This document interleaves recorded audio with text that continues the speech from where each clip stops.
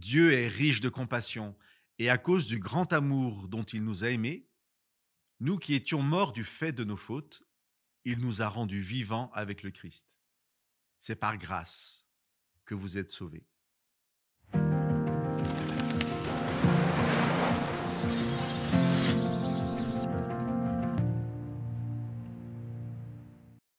Vous connaissez l'expression être riche de quelque chose, c'est-à-dire posséder quelque chose en grande quantité, en abondance?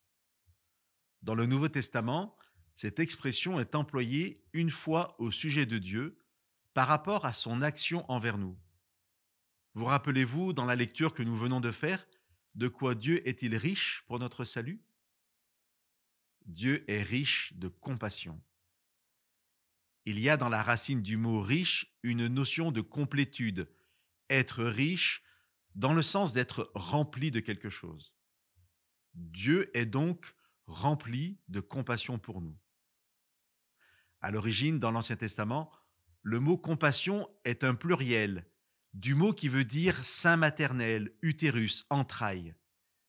Il désigne l'attachement viscéral d'une mère pour son enfant. C'est un amour plein d'émotions, de tendresse. Dieu dira: est-ce qu'une femme oublie le bébé qu'elle allait? Est-ce qu'elle cesse de montrer sa tendresse à l'enfant qu'elle a porté? Même si elle l'oubliait, moi, je ne t'oublie jamais.